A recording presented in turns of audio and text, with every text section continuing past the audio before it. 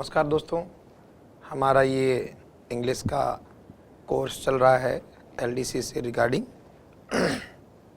तो हम बात कर रहे थे लास्ट क्लास को, थोड़ा सा हल्का सा रिवीजन कर लेते हैं पिछली क्लास का, ताकि जो साथी डे बाय डे 1 बाय 1 करके वीडियोस देखते हैं उनको थोड़ा सा रिपीटिशन में मदद मिले।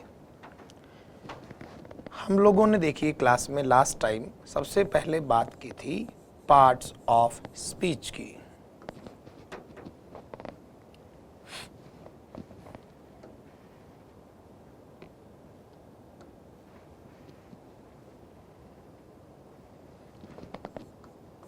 पार्ट्स ऑफ स्पीच के अंग्रेजी में शब्दों के 8 प्रकार हैं और उन 8 को ही पार्ट्स ऑफ स्पीच कहते हैं। इन 8 में देखिए क्या है कि नाउन है, प्रोनाउन है, एडजेक्टिव है, वर्ब है, एडवर्ब है, प्रीपोजिशन, कंजक्शन और इसके बाद इंटरजेक्शन। ये 8 की जानकारी मैं हमारी पिछली क्लासेस में आपको दे चुका हूँ। और उसके बाद हम लोगों ने जब ये अंग्रेजी भाषा के 8 शब्दों की जानकारी ले ली, देन नेक्स्ट हम लोग बात कर रहे थे वर्ब के बारे में, क्योंकि हमारा टॉपिक स्टार्ट नहीं हुआ था तो आज वो टॉपिक भी स्टार्ट करना है और कुछ पार्ट जो हमारी लास्ट क्लास का रह गया था बिल्कुल उस बारे में भी जो है हमें डिस्कस करना है। देखिए वर्ब की बात कर रहा था, मैंने कहा वर्ब के कुछ बेसिक्स आप लोगों को जो है बता देता हूँ। तो इसमें अपने वर्ब में हमने कहा कि 2 टाइप्स की वर्ब्स अपने हैं, जिसमें से एक हमारी जो है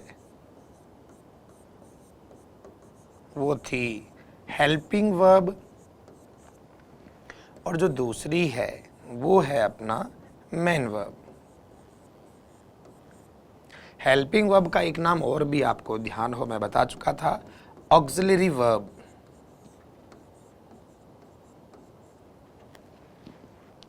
तो इन दोनों के बारे में हम बेसिक्स डिस्कस कर रहे थे कि भाई हम वर्ब के बारे में कुछ छोटी चीज़ें जो है सीख लेते हैं ताकि आगे के टॉपिक्स में हमको प्रॉब्लम ना हो। हम लोग देखें वर्ब के बारे में बात कर चुके थे कि हेल्पिंग वर्ब हमने बताई। मैंने आपको ये भी कहा कि हेल्पिंग वर्ब कहें या ऑक्सिलरी वर्ब कहें एक ही बात है, और अंग्रेजी में टोटल हेल्पिंग वर्ब हैं अपनी 24 हेल्पिंग वर्ब में अपने 2 पार्टीशन किए हुए थे, जिनमें से कुछ को हमने कहा कि ये प्राइमरी हेल्पिंग वर्ब हैं जो कि थी टोटल 11 यानी 11।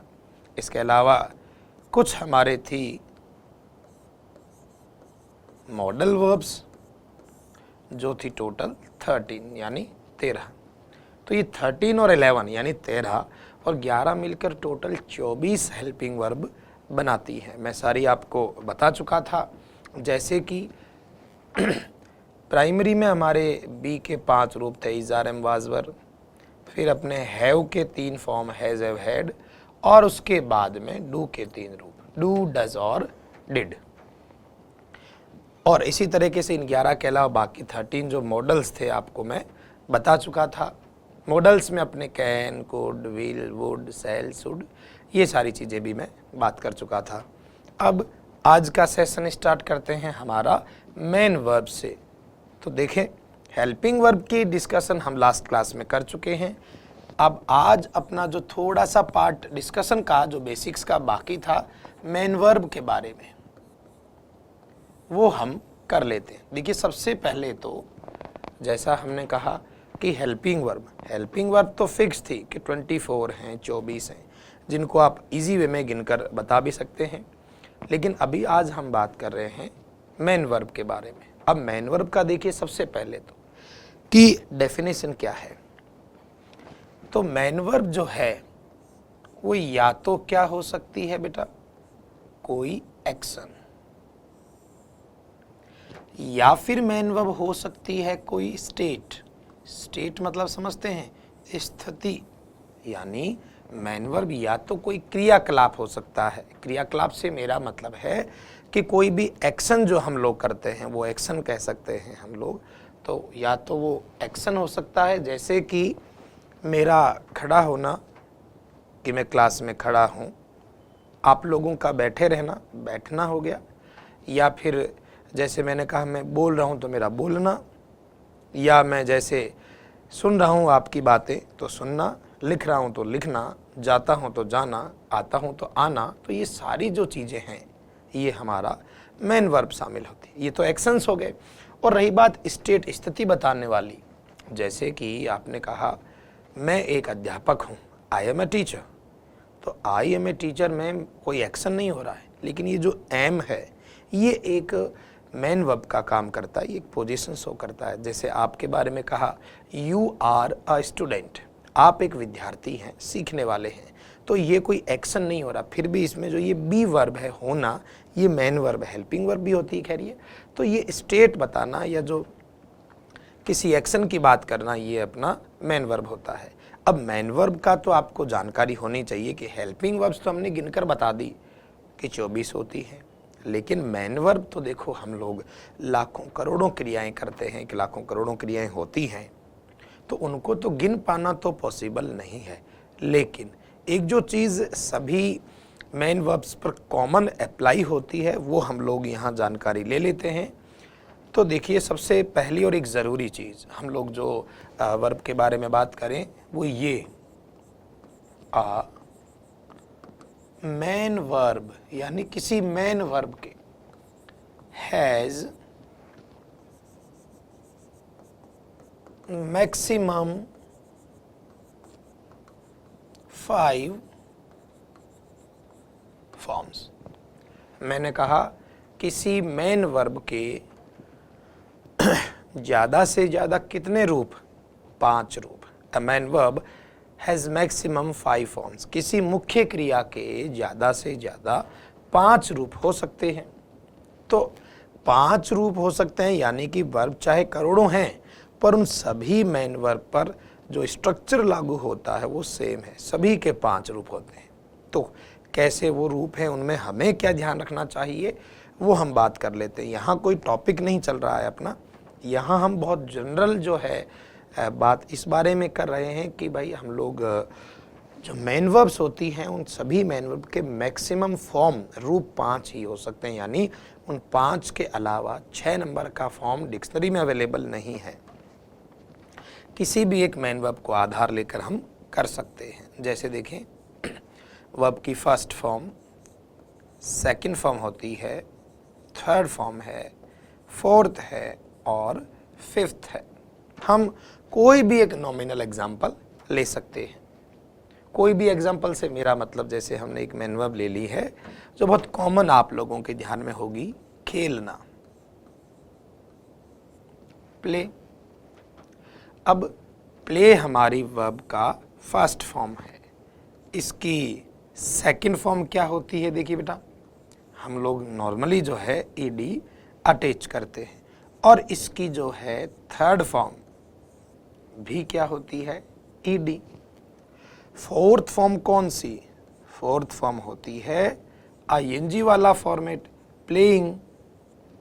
और फिफ्थ फॉर्म देखिए कहीं कहीं कुछ बुक्स में टू प्ले भी दिया रहता है, लेकिन टू प्ले ज़्यादा बेहतरीन ऑप्शन नहीं है, क्योंकि इस प्ले वर्ब का ये वाला फॉर्म भी अवेलेबल है। तो प्लेज ज़्यादा बेहतर है। तो किसी भी मेन वर्ब के ज़्यादा से ज़्यादा 5 रूप हो सकते हैं। ये 5 रूप कुछ इस तरह से होते हैं। हालांकि कौन से फॉर्म का कहाँ यूज़ करना है ये तो हम लोग आगे जब कभी टेंस की जानकारी लेंगे उस दरमियान पढ़ लेंगे। यहाँ जो छोटी चीज़ें हमारी जानकारी में होनी चाहिए वो देखिए मैं बता देता हूँ आपको। सबसे पहले तो हमने लिखा वर्ब की फर्स्ट फॉर्म, तो यहाँ एक कॉमन चीज़ है जो हमेशा आपको ध्यान रखनी है, वो ये कि किसी भी मेन वर्ब की जो फर्स्ट फॉर्म होती है उसको हम डिनोट करते हैं प्लूरल, यानी बहुवचन। और जिस किसी वर्ब में एस अटैच हो, जिस किसी वर्ब में एस अटैच हो, यानी जिस भी वर्ब के एंड में एस हो उसे हम डिनोट करते हैं सिंगुलर। यानी प्ले जो कि फर्स्ट फॉर्म है ये प्लूरल है यानी बहुवचन क्रिया है, और ये जो प्लेज है अपना जिसके एंड में एस आया है ये सिंगुलर वर्ब है। बाकी रही बात कि कोई कहे कि सर हम लोग ये सेकंड फॉर्म और थर्ड फॉर्म में अंतर कैसे पता चले, क्यों? क्योंकि सेकंड फॉर्म भी प्लेड है और थर्ड फॉर्म भी प्लेड है। तो सेकंड और थर्ड फॉर्म में जो बेसिक डिफरेंस होता है वो ये है कि सेकंड फॉर्म के पहले कोई हेल्पिंग वर्ब नहीं होनी चाहिए, और जो थर्ड फॉर्म है इसके पहले हमेशा हेल्पिंग वर्ब रहती है। जैसे मान लीजिए मैंने लिखा आई प्लेड, एक सिंपल सेंटेंस इतना सा ही लेते हैं, तो यहाँ आई के बाद में डायरेक्ट सिर्फ वर्ब लिखी है, कोई हेल्पिंग वर्ब नहीं है। इसका मतलब ये कौन सी फॉर्म है? Second form. और यहाँ देखिए अगर यही सेंटेंस में थोड़ा चेंज करके ऐसे लिखता आई हैव प्लेड, तो यहाँ भी है तो प्लेड, बट यहाँ पर प्लेड के पहले हेल्पिंग वर्ब है। और जैसा कि हमारी बात हुई थी कि अगर हेल्पिंग वर्ब उपलब्ध है तो हेल्पिंग वर्ब के साथ में है, इसका मतलब हम ये देखेंगे कि ये वर्ब की कौन सी फॉर्म है? थर्ड फॉर्म है। ठीक, बाकी आईएनजी फॉर्मेट की भी बात करेंगे, इन सब के बारे में अन्य जानकारियां भी लेंगे, लेकिन वो जब टॉपिक शुरू हो। अभी तो बहुत बेसिक चीज़ों की बात कर रहे हैं हम लोग, और यहाँ बस जो हमारे ज़रूरी काम का जो मैटर है वो ये है कि फर्स्ट फॉर्म को आप प्लूरल माने और जो एस वाली वर्ब है उसको आप जो है सिंगुलर माने। अब इस चीज़ को थोड़ा बेहतरीन तरीके से मैं बता देता हूँ, जो हमारा लास्ट पैटर्न है, इसके बाद फिर हम लोग डायरेक्ट अपना जो है टॉपिक शुरू करेंगे। देखिए, एक तो आपने कभी नाम सुना हो नाउन का, जिनके हम लोग पहले डिस्कस कर चुके हैं कि नाउन कोई भी है वो अपने मूल रूप जिसमें कोई छेड़छाड़ नहीं की गई हो, तो नाउन कोई भी हो वो अपने मूल रूप में होता है। जैसे मान लीजिए एग्जाम्पल भी साथ के साथ दे देता हूँ मैं, लड़का, नाम है लड़का, तो ये जो शब्द है नाउन है, इसमें कोई एक्स्ट्रा अटैचमेंट नहीं है, कोई जोड़ तोड़ नहीं किया हुआ है, तो ये जो वर्ड है इसको हम क्या माने? ये है सिंगुलर। तो कोई भी जो नाउन है जिसमें कोई एक्स्ट्रा अटैचमेंट नहीं है वो सिंगुलर यानी कि एक वचन रहता है। पर अगर बाई चांस हम किसी नाउन में अटैच करें और लास्ट में उसके आता हो एस, तो अगर नाउन के एंड में एस हुआ, जैसे बॉय का बना बॉयज, तो वो प्लूरल बन जाता है, यानी जिसको आप बहुवचन कहते हो। यहां बात कर रहे हैं बेटा हम नाउन की, यानी संज्ञा की, यानी नाम की। तो नाउन कोई भी हो वो सिंगुलर होता है, और अगर उसमें लास्ट में एस अटैच है तो वो प्लूरल होता है। पर ये बात तो रही नाउन की, और अब हम बात करते हैं हमारे जो चर्चा चल रही थी वर्ब की, कि वर्ब कोई सी भी है अगर वो अपने मूल रूप में है, मूल रूप जैसे आपने कहा फर्स्ट फॉर्म, जैसे हम अभी लिखे थे हमने प्ले, तो कोई भी वर्ब का फर्स्ट फॉर्म जो मूल रूप होता है वो क्या रहता है? बहुवचन। यहाँ ध्यान रखें कि नाउन अपनी एक्चुअल फॉर्म में सिंगुलर होती है, लेकिन वर्ब जो है वो अपने रूप में प्लूरल होता है, बहुवचन होता है। और अगर बाई चांस आप देखें कि किसी वर्ब के लास्ट में आ रहा हो एस, जैसे प्ले का हमारा क्या बना? प्लीज, तो ये कैसी वर्ब हो गई? सिंगुलर। आप थोड़ा गौर से देखें कि नाउन में एस आता है तो मतलब कि ये बहुवचन है यानी कि प्लूरल है, लेकिन वर्ब में अगर एस अटैच है तो वह वर्ब कैसी हो जाएगी? सिंगुलर हो जाएगी। तो हम लोगों को ये थोड़ा सा जो है बेसिक नॉलेज होना चाहिए कि अगर नाउन में एस है तो वो प्लूरल है, और अगर वर्ब में एस है तो वह सिंगुलर है। अब ये इसलिए बताया ताकि अब हम जो अपना टॉपिक शुरू करने जा रहे हैं उसमें भी काम आए, और बाकी की अन्य जो पैटर्न है उनमें भी इन चीज़ों की बहुत ज़रूरत पड़ती है। अब जैसे देखिए बेटा, मैंने कहा लड़का, जो कि आप कह रहे हैं सिंगुलर है, तो हम अगर सेंटेंस लिखें कि लड़का खेलता है, तो देखो लड़का सिंगुलर, तो अगर ये सिंगुलर है तो इसके साथ की वर्ब भी क्या होगी? सिंगुलर होगी। तो सिंगुलर कौन है? बॉय, और सिंगुलर वर्ब देखिए कहाँ आ गया? प्लेज। यानी अगर आपको पूछा जाए कि बॉय के साथ में वर्ब अगर बात करें कौन सी आए, कि बॉय प्ले होना चाहिए कि प्लेज, तो बॉय सिंगुलर नाउन है तो वर्ब भी सिंगुलर आनी चाहिए। तो सिंगुलर वर्ब वो जिसमें लास्ट में एस आता है, तो सही क्या होगा? लड़का खेलता है। पर अगर हम लोग इसी को थोड़ा चेंज करके लिखें लड़के, बॉयज, और आपसे पूछें कि बॉयज के साथ क्या प्ले होना चाहिए या प्लेज, तो बॉयज, क्योंकि कैसा है? प्लूरल, क्योंकि नाउन है, नाउन में एस मतलब प्लूरल, तो अगर नाउन प्लूरल है तो उसके बाद की वर्ब भी क्या होनी चाहिए बेटा? प्लूरल। और प्लूरल कौन होता है? जो वर्ब की फर्स्ट फॉर्म होती है। तो वर्ब की फर्स्ट फॉर्म कौन है? प्ले। तो लड़का भाई लड़का खेलता है तो बॉय प्लेज, लड़के खेलते हैं बॉयज प्ले। तो ये थोड़ा सा हमारी जानकारी में होना चाहिए कि अगर नाउन में एस है तो वो प्लूरल है, और वर्ब में एस है तो वो सिंगुलर है। फिर भी इस चीज़ को हम अच्छे से कंसेप्ट क्लियर करके फिर हमारा जो है अपना सिलेबस का पहला टॉपिक हम शुरू करेंगे।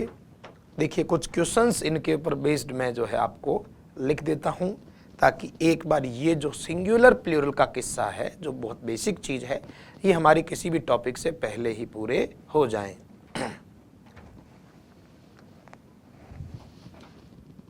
जैसे मान लीजिए हमने सेंटेंस लिखा an iron ball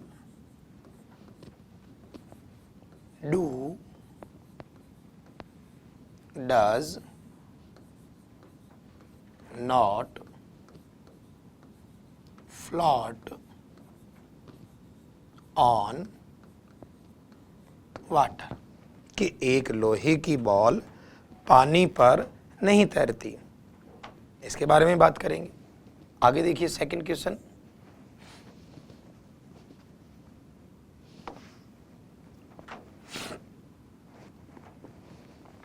second question देखिए, जैसे मैंने लिखा वाटर freezes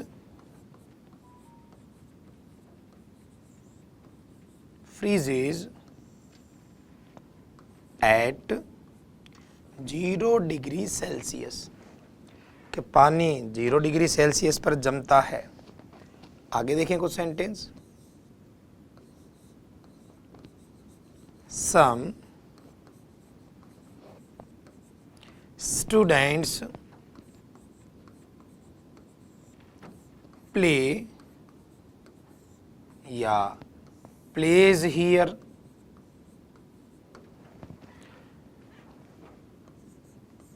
या हम लिखें आ स्टूडेंट कॉल या कॉल्स मी डेली, या हम लिखें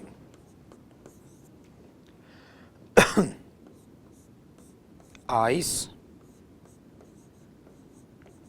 टर्न या turns into water.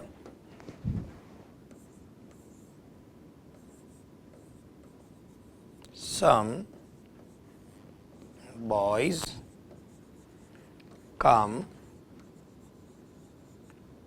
Comes here. तो ये जो सेंटेंसेस हैं ये सिर्फ आपको ये सिखाने की बात कर रहे हैं कि कहाँ वर्ब सिंगुलर आती है और कहाँ प्लूरल। आप आराम से वीडियो को पॉज करके पहले अपने हिसाब से सभी के आंसर से सोच सकते हो, ताकि एक बार के लिए हमारा जो बेसिक सिंगुलर प्लूरल की जो जानकारी है वो हमारी बहुत अच्छे से क्लियर हो जाए।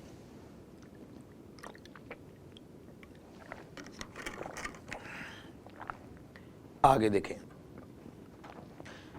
अगर आपने ये वीडियो पॉज करके खुद इनके आंसर सोचे होंगे तो आपको अच्छा समझ में भी आएगा, और जब तक आप खुद कोशिश नहीं करते हैं इनको सॉल्व करने की तब तक हम हमारा बेसिक भी क्लियर नहीं कर पाएंगे।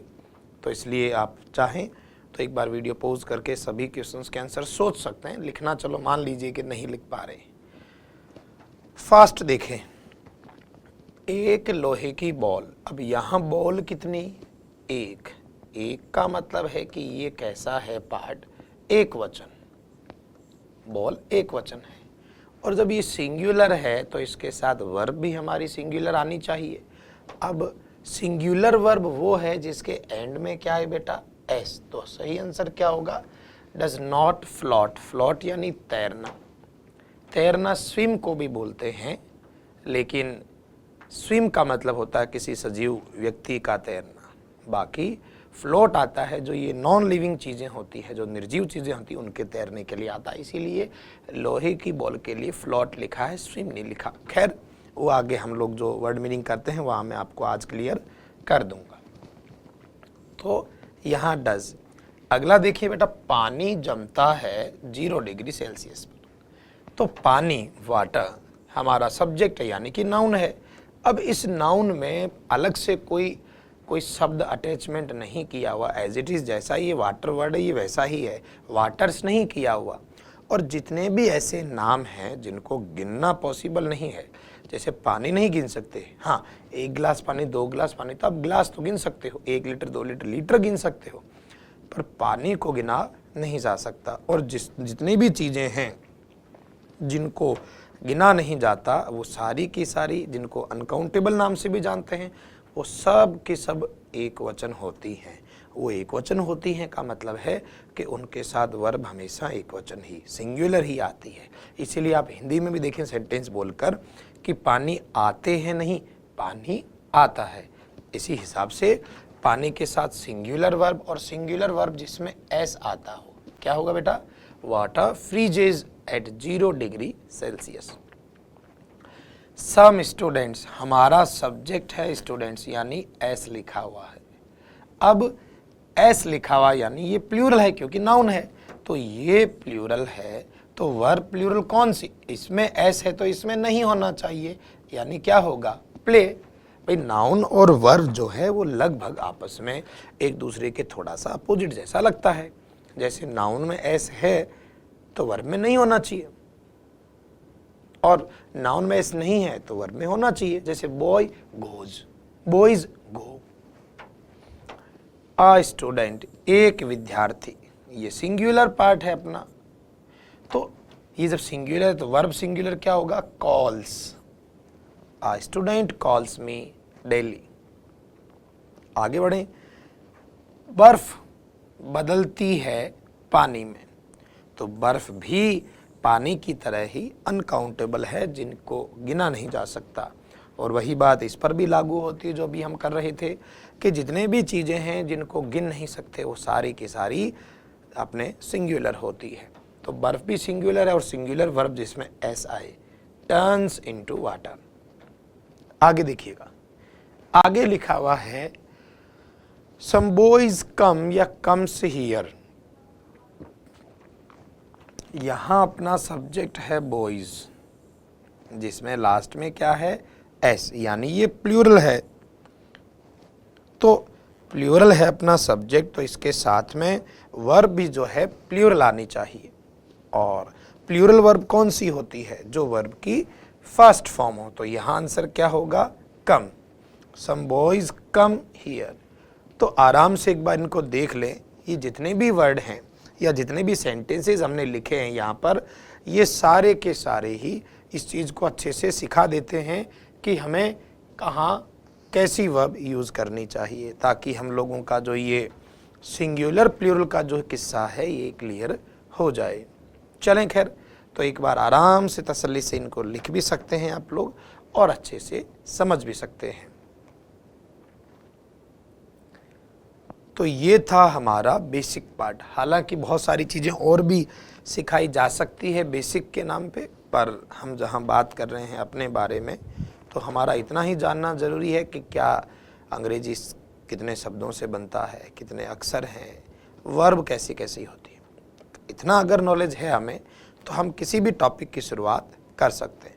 तो देखिए यहाँ तक ये हमारा था बेसिक पार्ट। अब हमारा जो है एक्चुअल सिलेबस का हिस्सा शुरू होगा।